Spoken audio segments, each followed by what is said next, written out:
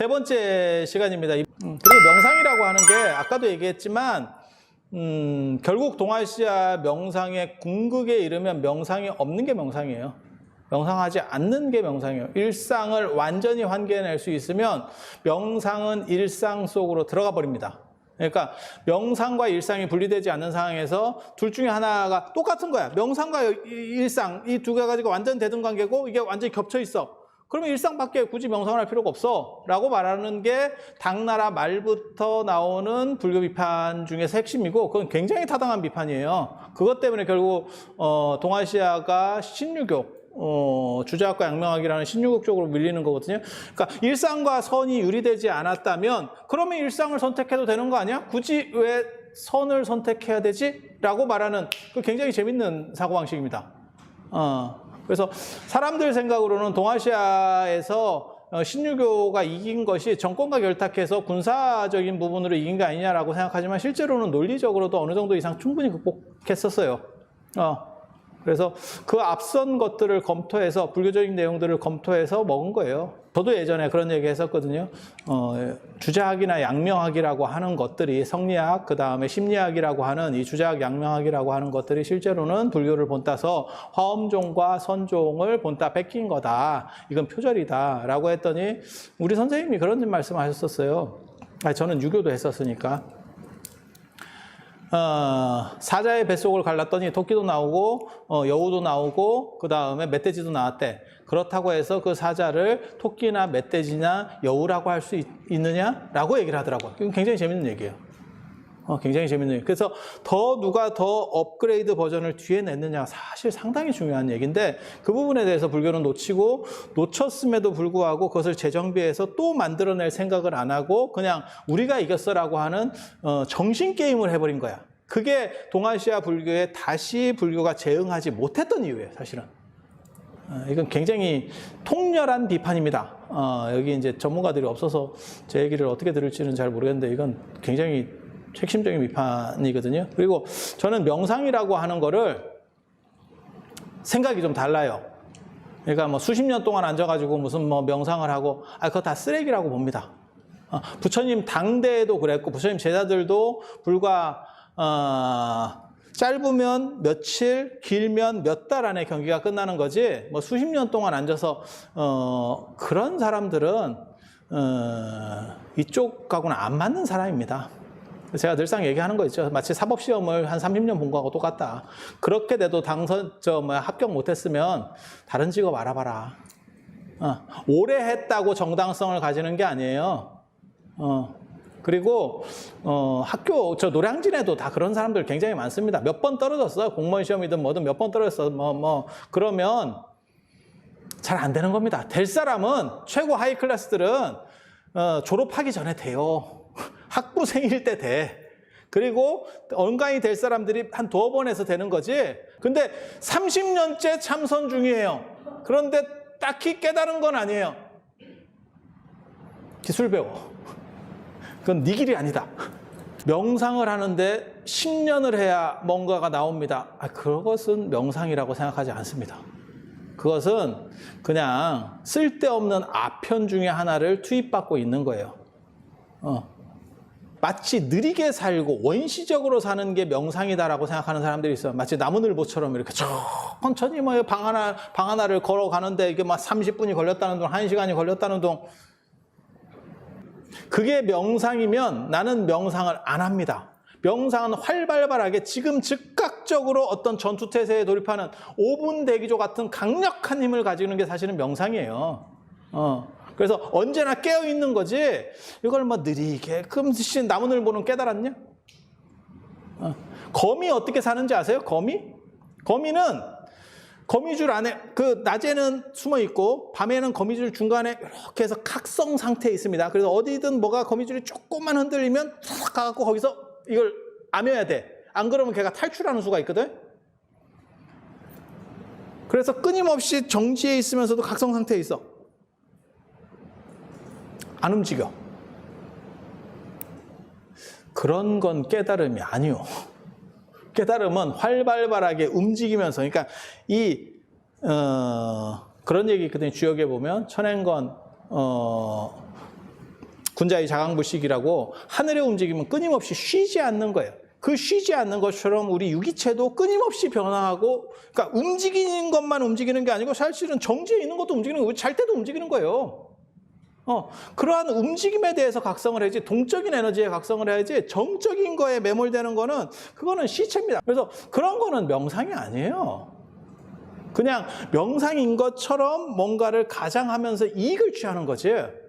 그래서 그런 것들 사실 다 쓰레기입니다. 남방불교나 티베트 불교에 필요한 거는 깨달은 사람이 아니고, 야, 오히려 일론 머스크 같은 사람 아니야?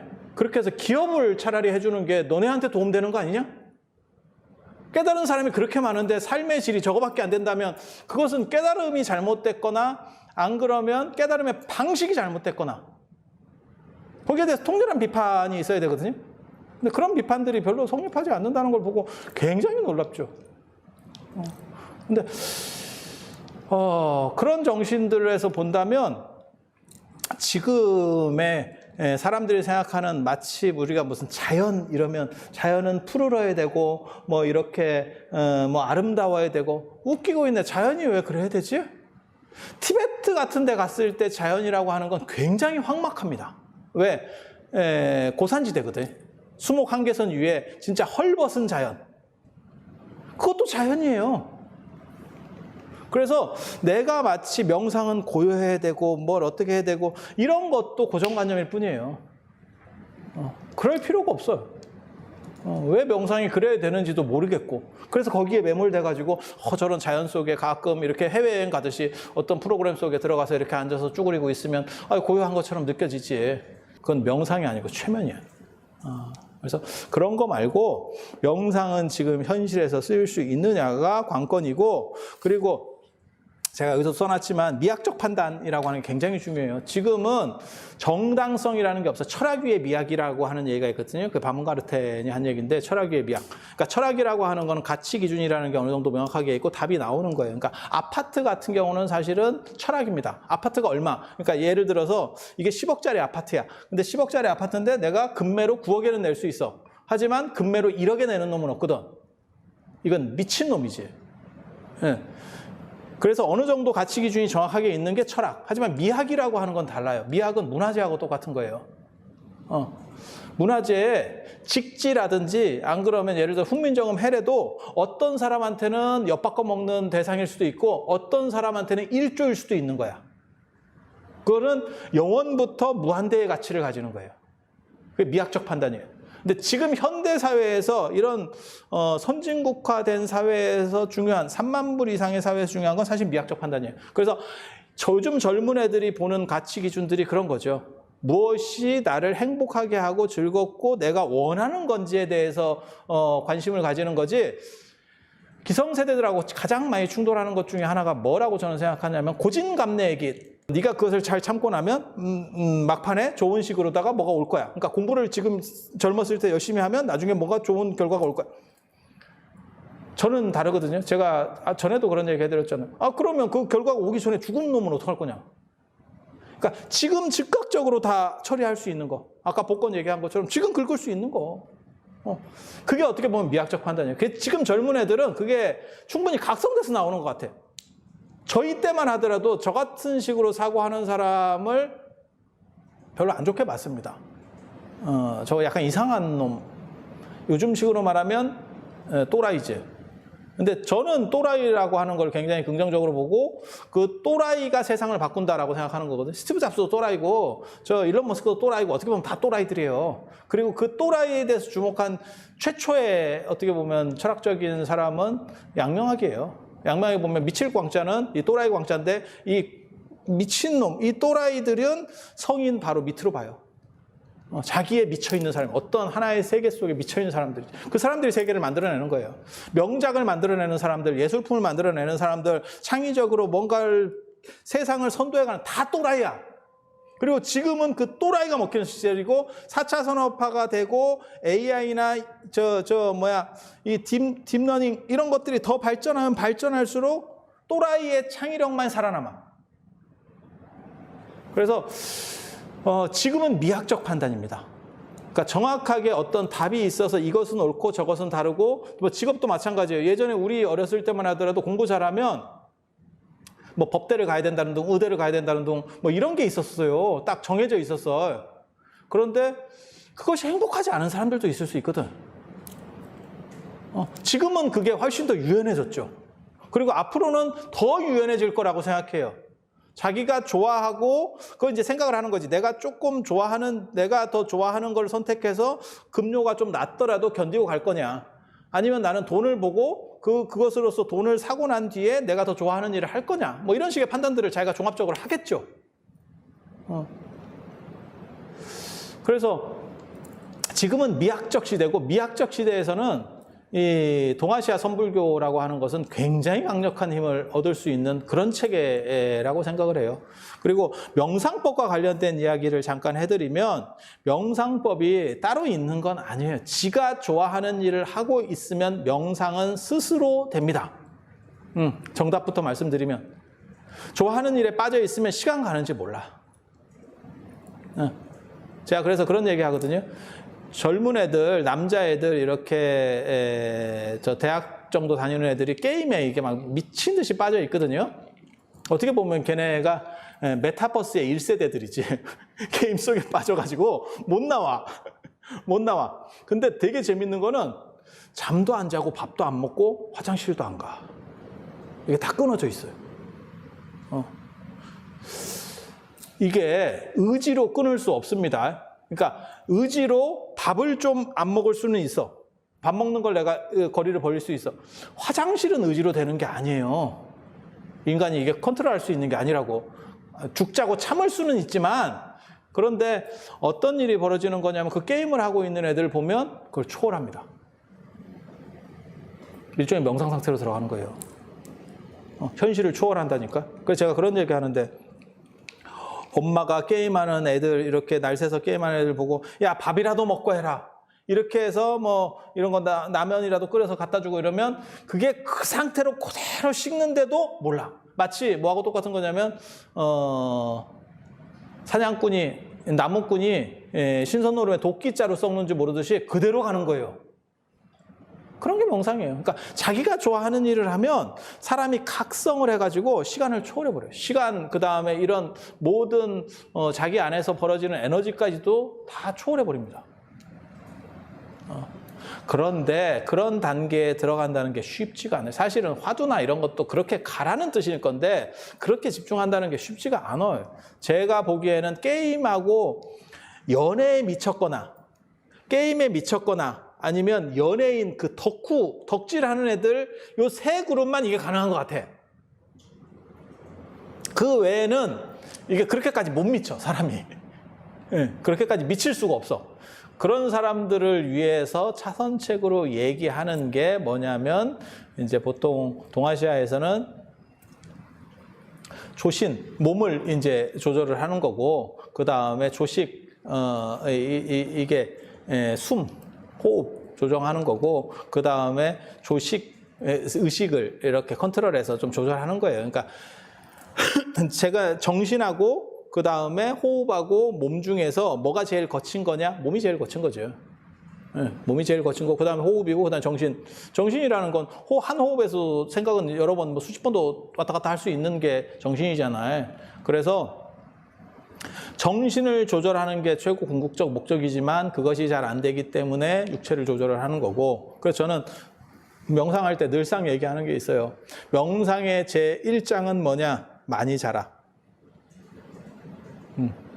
잠을 많이 안 자면 이게 깨어 있을 수가 없어요. 명상하려다가 자. 그래서 몇 번만 그게 반복되면 그 다음부터는 명상 이꼬르 잠입니다. 그래서 힘들게 자지. 앉아서 자는 사람 뭐 이렇게 굳이 앉아서 자지 말고 누워서 자.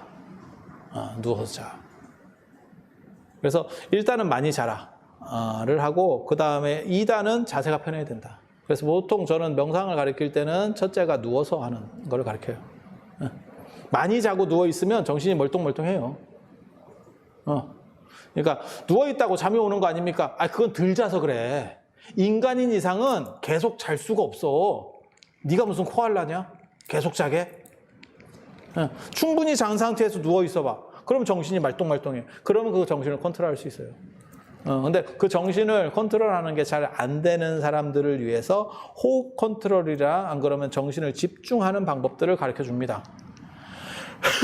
정신은 내가 평생 써왔던 거지만 실제로 컨트롤하려고 하면 잘 안 돼요. 어떻게 작동했는지 생각해 본 적이 별로 없거든. 익숙하다고 그래서 내가 알고 있는 게 아닙니다. 어른들 보면 그런 분들이 있거든요. 어디 몸이 안 좋아가지고 의사가 이렇게 얘기하고 뭐 이러면 그 의사 앞에서는 한마디도 안 하는데 자식 앞에서 뭐라고 얘기하냐면 내 몸은 내가 더 잘한다. 그런데 한마디만 하면 네가 네 몸을 잘 몰라서 의사한테까지 간 거거든. 내 거라고 해서 내가 안다고 생각하면 안 돼요. 내 정신도 그러면 내 정신이니까 내가 컨트롤하면 되지. 컨트롤이 안 돼서 명상을 배우는 거예요. 그러니까 뭐가 똑같은 거냐면 내 몸이 아프니까 마치 의사한테 가는 것처럼 명상은 내 정신을 컨트롤하기 위해서 좀 더 훈련된 사람한테 배우는 거예요. 그리고 이거는 원래 타고난 사람도 있다니까. 그러니까 잘 되는 사람이 있어요.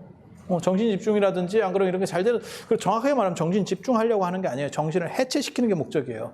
근데 단순히 해체시키는 방법으로 가면 잘 안 되기 때문에 집중을 통해서 해체라는 방법으로 가는 것뿐이고, 그리고 그것의 중간 단계로 호흡이라고 하는 거나 아니면 이제 빛에 대한 명상, 빛을 생각하거나 이런 의식 집중하는 방법들을 사용하는 것뿐입니다. 그리고 그런 것들은 모두 다 방편이에요. 그건 궁극이 될 수가 없어요. 결국은 다 사기입니다. 그래서 모든 명상은 사기라는 정도는 기본으로 아시면 되고, 그래서 누워서 숫자 세는 것부터 시작하는 거예요. 호흡 조절하는 것보다 숫자 세는 게 편해요. 그리고 사람이 어느 정도 정신 집중 상태가 되면 호흡은 저절로 느려져요. 그건 제가 늘상 그런 얘기 하거든요. 드라마를 보든 영화를 보든 자기가 몰입해서 뭘 보고 있을 때 자기 호흡을 한번 보면 훨씬 낮고 깊게 쉽니다. 인간이면 그렇게 쉽니다. 그거는 내가 호흡을 깊게 쉬려고 하는 게 아니에요. 그게 대목이 중요해가지고 저거 어떻게 되는 거지? 어떻게 되는 거지? 이렇게 딱 집중을 하고 있으면 느려져요. 그 얘기는 뭐냐면 호흡을 느리게 만들면 정신을 집중한 것 같은 이러한 연동성을 줄 수 있겠다라고 생각하는 거거든요. 근데 호흡이 목적 자체가 될 수는 없습니다. 중국에서는 무슨 단전호흡이나 이런 거 하는 놈들이 무슨 얘기를 하냐면 인간의 호흡량은 총량이 결정돼 있대요. 그러니까 인간이 뭐 100만 번 하면 죽는데, 그러면 그 100만 번 하는 거를 좀 늦추면 더 오래 살 수 있는 것도 아니야? 해서 호흡을 길게 하는 것도 있어요. 그런 문화도 있고, 그게 이제 호흡을 길게 쉬는, 그러니까 원래는 뭐 예를 들어서 한 5초에 들이쉬고 내쉬면 이거는 뭐 1분을 쉰다든지, 그 다음에 지식이라는 것도 있어요. 호흡을 멈추는 것도 있어요. 그 다음에 퇴식, 그래서 이제 배꼽으로 뭐 숨을 쉰다는 동, 호흡 멈추고 이런 짓 하면 안 됩니다. 인도에 그런 놈이 있었다니까. 명상 가르친다 그러면서 물구나무 서는 걸 가르쳐요. 그거는 또라이를 만드는 전문적인 방법입니다. 그 사람은 행복해요. 그리고 이게 뇌세포가 이게 물구나무 서가지고 피가 머리에 많이 차서 압 때문에 뇌세포가 파괴되면서 무슨 일이 벌어지냐면 엔돌핀 같은 게 일어나면서 이게 발생하면서 이게 약간 환상 같은 것도 보이고요. 약간 쾌감이 일어요. 마치 뭐하고 똑같은 거냐면 성냥팔이 소녀가 얼어 죽을 때 쾌감 비슷한 그런 걸 겪는다니까. 근데 걔는 그게 깨달음이라고 생각하는 거야. 찐따입니다. 찐따. 반편이. 그래서 그런 거는 그런 행복을 추구하는 게 아니에요. 날선 행복이라는 게 중요한 거예요. 만약에 무딘 행복이 중요한 거면 치매 환자는 다 행복해요. 그래서 우리 그런 거 있잖아요. 치매 걸렸을 때 가장 문제가 뭐냐면 건강해져. 그러니까 중풍이 걸리면 사람이 이게 빼짝빼짝 이제 이러면서, 왜냐면 스트레스를 받으니까. 근데 중풍에서 치매로 넘어가잖아요. 그러면 사람이 어떤 일이 벌어지냐면 살이 찌고 포동포동해집니다. 스트레스를 안 받아.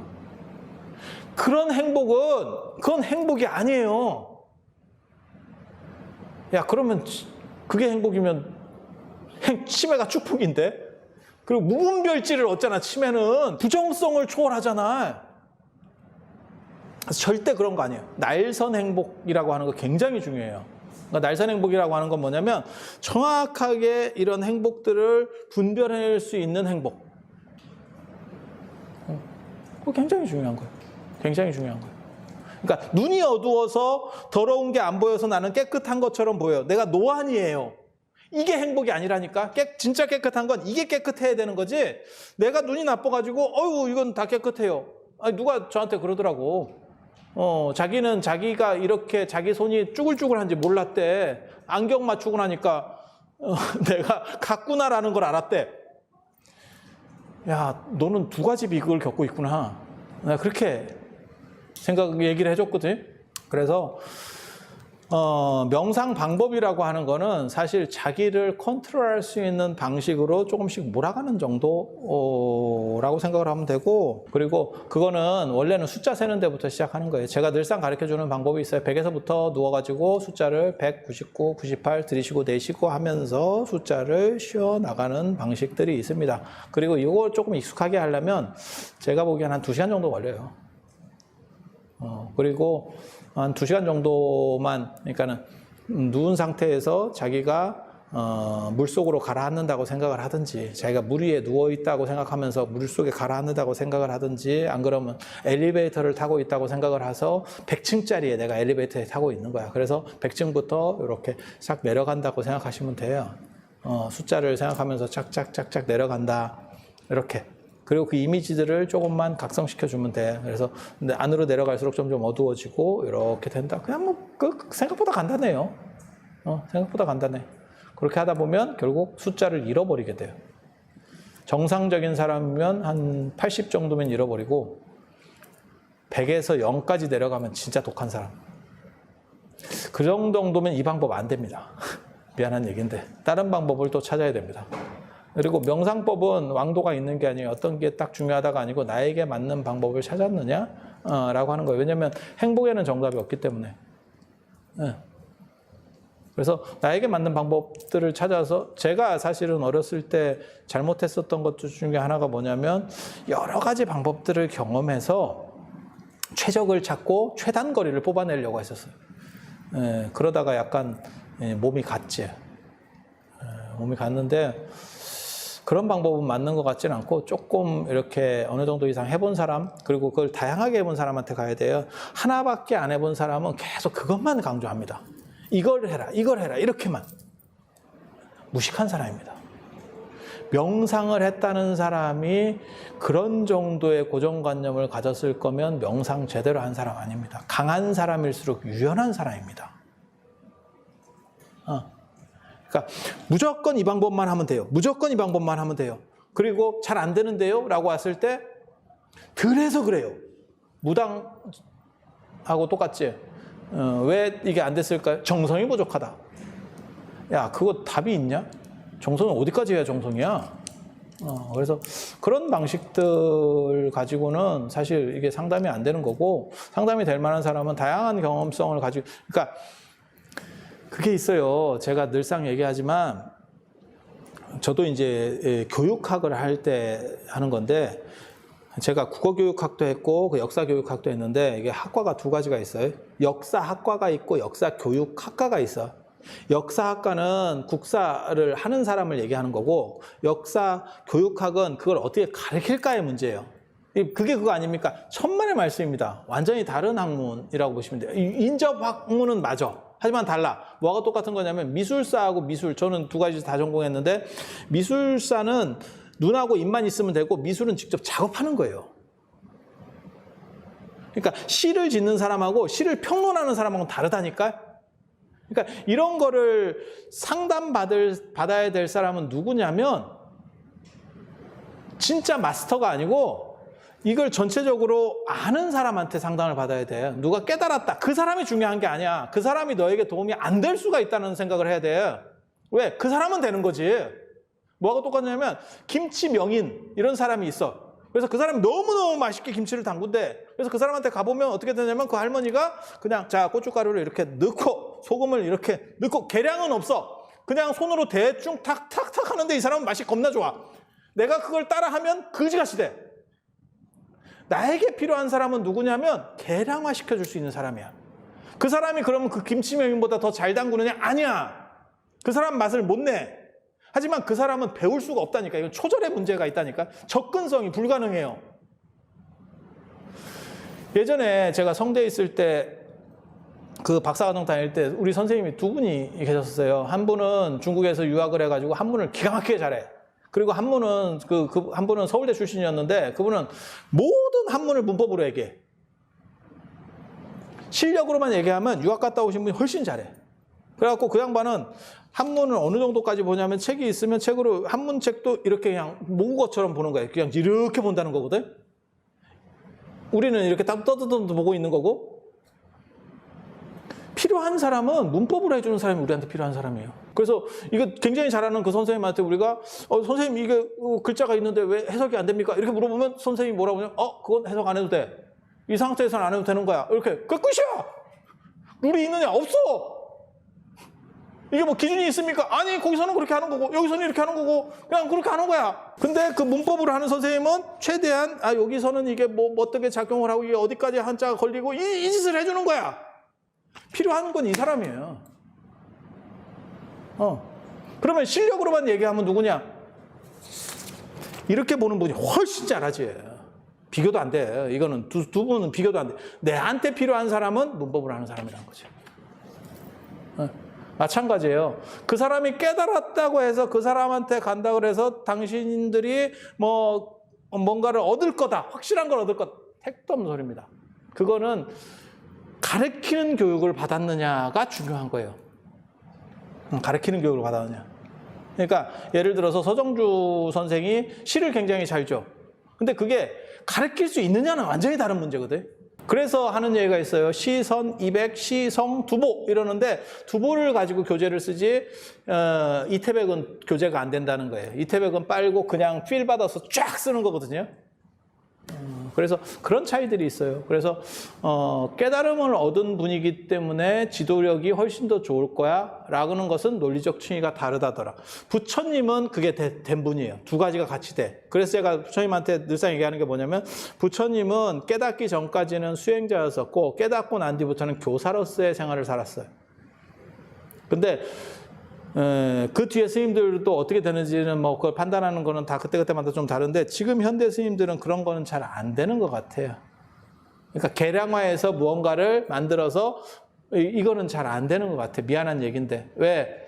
아니 그런 거는 둘째치고 이렇게 법문하실 때 보면 상대방을 위한 법문이 아니에요. 내가 아는 얘기를 해.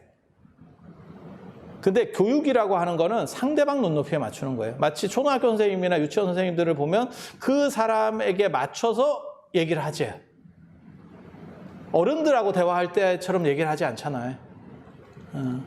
그래서 그 부분에 대해서는 생각을 하셔야 돼요. 그러니까 꼭 레벨이 높은 분이 최고로 좋은 거냐? 그거는 아닐 수도 있다.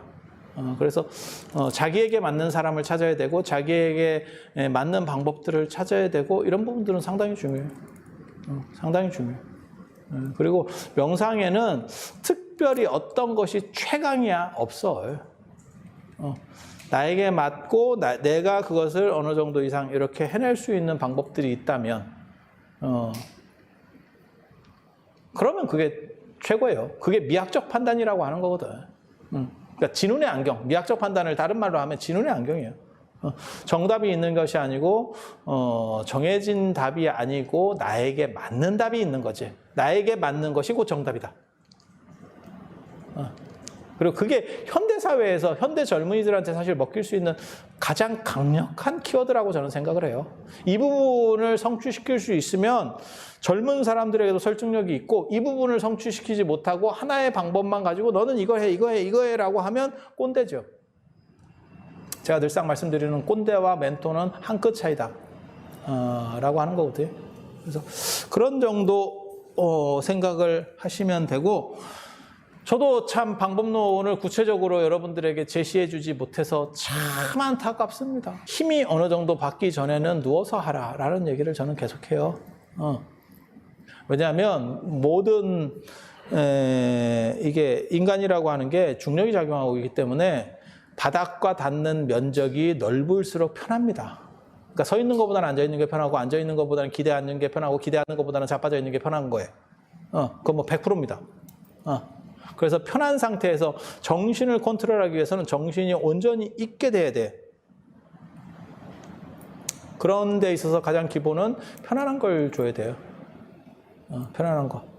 그리고 그 부분도 있어요. 스트레스를 너무 많이 받는 것도 사실은 명상에서 큰 치명적인 그게 돼요. 잘 안 돼. 정신 집중이 안 돼. 내가 지금 어디에 뭔가 굉장히 문제가 생겼는데 정신 집중이 되겠어? 다른데. 그래서 주변이 다 편해야 돼요. 일단. 아니면 그 스트레스 받는 걸 집중으로 오히려 승화시켜 버리든지. 제가 예전에 공부법 책 같은 거 쓸 때 그런 얘기 했거든요. 잡념을 이기거나 극복하려고 하지 말고 잡념을 끝까지 따라가서 뿌리를 뽑아라. 그건 제가 어떻게 보면 만들어낸 방법인데 딴 놈은 그런 얘기 한 번도 안 하더라고요. 제가 명상법에 대한 책을 진짜 많이 봤는데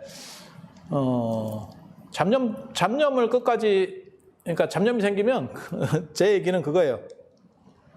내가 만약에 예를 들어서 돈에 대해서 집착이 있는 거야. 그래서 돈을 어떻게 좀 벌었으면 좋겠어. 지금 뭐 코인이 어때? 뭐 주식이 어때? 뭐 저거 이런 생각이 드는 거야. 그러면 그 생각을 계속 하는 거예요. 계속. 그러면 그 끝도 없이 나오는 거 아닙니까? 안 그렇습니다. 주제만 이탈하지 않으면 하나의 주제를 가지고 인간이 잡념을 펼칠 수 있는 시간은 제가 보기에는 20분 이상 안 됩니다. 그 다음에는 생각이 딴 걸로 바뀌어가요. 그러니까 그걸 바뀌는 걸 용납하지 말고 계속 똑같은 걸로 가지 뻗어서 나가봐. 그 범주 안에서만. 그렇게 해서 그거를 한 20분 정도 해가지고 뿌리를 뽑잖아. 더 이상 생각 재미도 없네. 이러면 다음부터는 그 잡념이 잘 안 일어납니다. 뽕이 뽑히는 거예요. 그래서 제가 그런 얘기도 하는데, 싫은 사람이 있으면 사람이 뭐 생각하지 마라 이러는데 저는 그렇게 해서 얘기 안 해요. 싫은 사람이 있으면 그 사람을 계속 생각해라. 그래서 그 사람이 떠올랐을 때도 싫다는 감정이 생기지 않으면 패스가 되는 거예요. 그런 식으로다가 감각들을 다 죽여가요. 그리고 온전히 내 정신들을 컨트롤할 수 있는 상태로 만들어가요. 제 방식이 약간 실전적이고 약간 특이한 방식이 있어요. 국가별 기후에 따라서 명상법이 다르다라고 얘기했는데 다릅니다. 더운 지역 수행법하고 추운 지역 수행법은 완전히 다릅니다. 개인적으로 윗바사나가 이 나라에서 남방불교 수행 안 된다고 생각하는 사람입니다. 체질이 바뀌기 전에는 우리가 더운 지역에 맞는 게 있고 추운 지역에 맞는 게 있어요. 왜 우리가 성격이 급하냐면 약간 춥기 때문에 그래요. 한국 사람들. 불광동 휘발유가 되는 이유가 추워서 그래요. 더운 지역 사람들은 훨씬 더 느리고 느긋합니다. 그리고 수행도 그래서 이 동네는 활발한 수행. 그렇게 되는 거예요. 동남아시아하고 틀려요. 그래서 동아시아 수행이 동남아시아에서도 안 될 거라고 생각합니다. 중국 불교사의 첫 페이지에 보면 안세고의 소승성관 전례, 대념처경, 안반수의경 이런 것들이 다 들어와요. 그게 남방의 수식관 같은 것들, 그 다음에 관법 같은 것들이에요. 안 됐어요. 그게 언제까지 안 돼서 문제가 벌어지는 거냐면 중국에서 수나라 당나라 때까지 안 돼서 천태종의 소지관, 마하지관이 나오는 거고 그 다음에 선종에서 육조해능 스님의 남종선이 나오게 되는 거예요. 만약에 그게 처음부터 되는 방식이었다면 동아시아 사람에게도 충분히 잘 먹혔다면 천태종의 수행법이라든지 선종의 수행법은 발생할 수 없었습니다. 중국 불교 첫 페이지부터 그런 사람들 얘기가 나오거든요. 안세고의 소승성관 전례, 지루가치함의 대승관법 전례가 나오는데도 불구하고 그게 안 먹히니까 이런 부분들이 나오는 거예요. 그래서 이거는 철저하게 그 기후 문학대에 따라서 사고방식이 달라. 그리고 서양 사람하고 동양 사람 사고방식도 달라요. 그래서 서양 사람 방식의 것이 동양 사람에게 먹힌다고 생각하지 마세요. 같은 인간이라고 같은 인간 아닙니다. 그래서 제가 늘상 그런 얘기 하잖아요. 이 동아시아 사람의 가장 큰 특징, 사진 찍을 때 보면 나온다. 에펠탑에 가도 에펠탑이 다 나와야 되고, 피라미드에 가도 피라미드가 다 나와야 되고, 콜로세움에 가도 콜로세움에 다 나와야 되고, 잘리면 사람이 잘린다. 그런데 서양 사람들 기준에서는 피사체가 잘리고 사람이 나온다.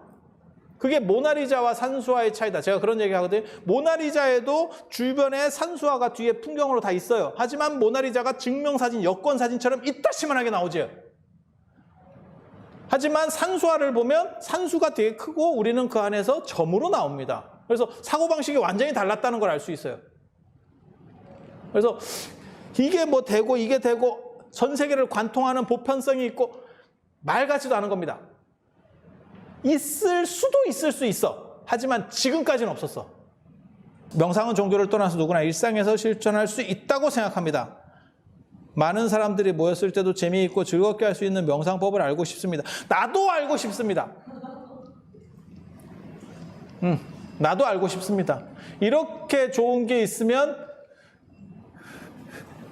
야 이거 나오면 테슬라보다 낫다. 테슬라를 천슬라라고 하는데 테슬라보다 더 먹힌다 이걸. 네. 그리고 지금까지는 이러한 부분들에 대해서 많은 경험도 있었고 시행착오들도 역사적으로 계속 있었어요. 하지만 분명한 건 인간의 사고방식이 바뀌면 수행법도 계속 바뀌어가야 돼요.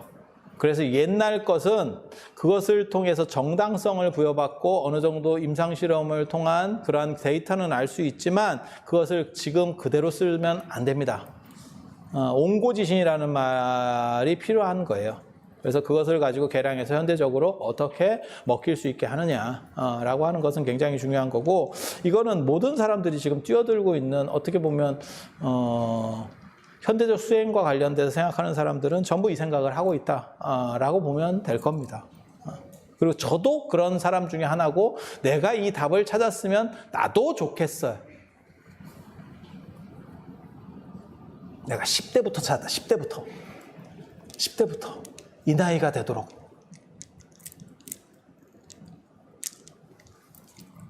사람들은 제가 공부하는 사람인 줄 아는데 거의 공부에 대한 것들은 20대 초반까지 아이디어는 그때 거의 다 끝난 거예요. 그리고 사람들이 저한테 무슨 얘기를 하냐면 자꾸 쓸데없는 얘기를 한다. 이런 명상이나 뭐 수행이나 뭐 이런 쓸데없는 얘기를 한다 해서 공부하기 시작한 거예요. 정확하게 말하면. 그래서 쟤네들의 입을 다 막아야겠다. 라고 해서 내가 전공자다. 이 작전을 쓰기 시작한 거고. 그래서 공부를 통해서 나오는 게 아니고 이런 것들은 내가 보기에는 생각하면서 나오는 거예요. 이게 학교에서 배워서 창의적 사고는 거의 안 나옵니다. 학교는 창의를 죽이는 도구예요. 창의력을 죽이는 도구예요. 그래서 학교는 보편적 지식인을 양성하는 거지 창의적 지식인을 양성할 수는 없고, 창의적 지식인은 오히려 죽입니다. 그래서 전 세계에서 잘 나가는 사람들이 오히려 학교의 부정자들이 훨씬 많죠. 획을 그은 사람들 얘기하는 거예요. 그냥 잘 나가는 사람 말고, 그냥 상위급 말고 획을 그은 사람들은 다 약간씩 부정자들이죠. 환자들. 작년부터 5분이라도 안 잡을 요량으로 열심히 앉아 있습니다.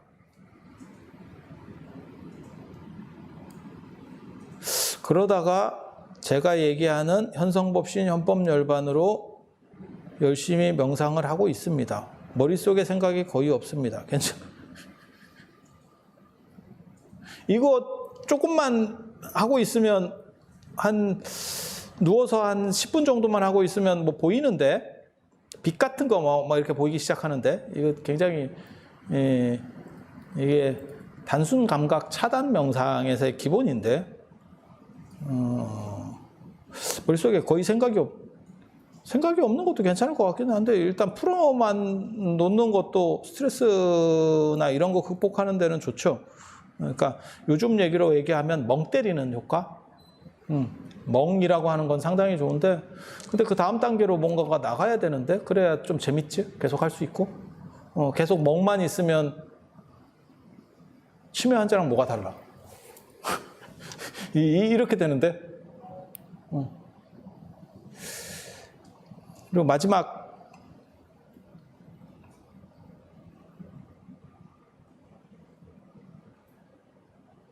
이거 재밌는 얘기 했네.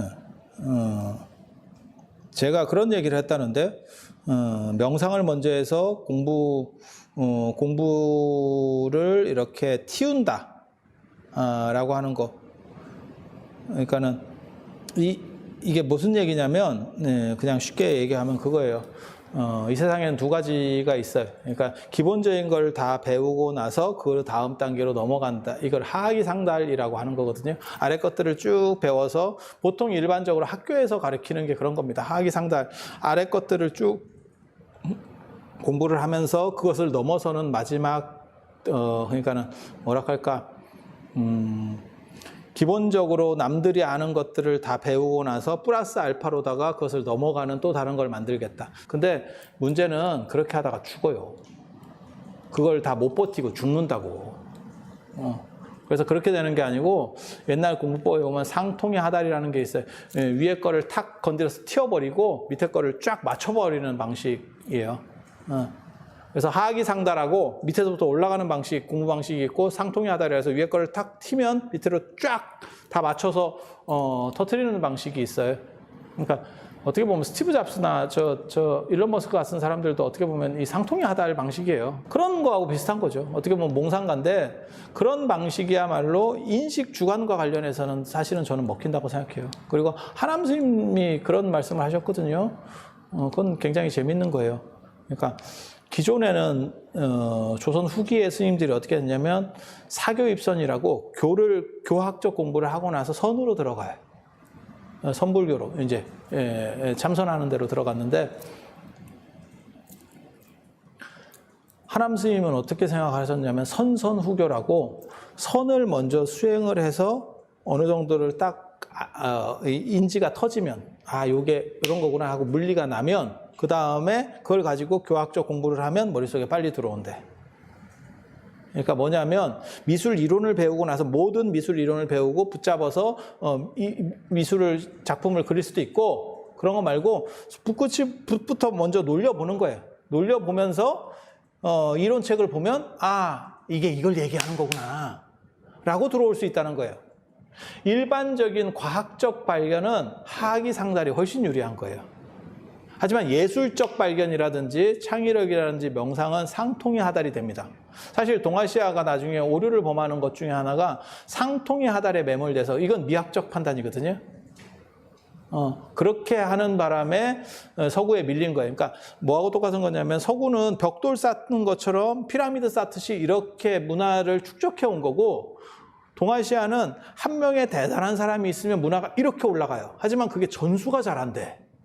왜? 이 사람들은 천재성을 가졌거든. 천재성을 가졌거든.